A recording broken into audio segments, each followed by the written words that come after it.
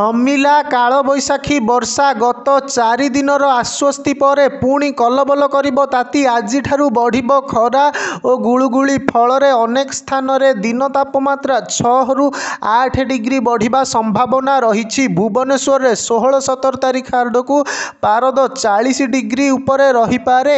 14 और 15 तारीख रे हिट वेव पाई येलो वार्निंग जारी करिछि पाणीपाग विभाग। 14 तारीख बेलू पाखापाखि 11 जिले में उष्म आर्द्र पाणीपाग स्थिति रहिबो। सेहिपरि 15 तारीख रे 7 जिले में ग्रीष्म प्रवाह स्थिति रहिबार संभावना थिबारु सतर्क कराइछि पाणीपाग विभाग। एहा सह राति तापमात्रा 3 रु 4 डिग्री मध्य वृद्धि हेबो। सेहिपरि गतकाली कालबैशाखी प्रभाव में भुवनेश्वर कटक समेत अधिकांश जिले में मेघुआ पाग सह झिपिझिपि वर्षा होइतिला। वर्षा प्रभाव में ओडिशा रे दिन तापमात्रा कमिथिला। सूचना अनुसार गत किछि दिन धरी लगातार वर्षा और मेघुआ पाग जोगु आभ्यंतरीण ओडिशा रे दिन तापमात्रा ह्रास होइछि, जहा फल रे एप्रिल मासर सबुठारु ठंडा दिन भाव में एप्रिल 11 तारीख सर्वकालीन रेकर्ड करिछि। टिटलागढ़ रे 24 डिग्री सेल्सियस तापमात्रा रेकर्ड करा जाइछि।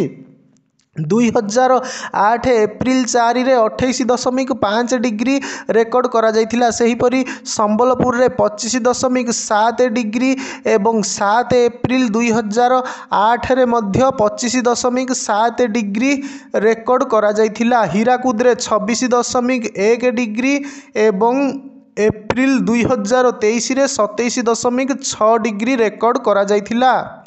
एवं अनुगुल रे चलित वर्ष एप्रिल रे 27.6 डिग्री रेकर्ड करा जाइथिबा बेले 6 एप्रिल 2008 रे 27.7 डिग्री रेकर्ड करा जाइथिला।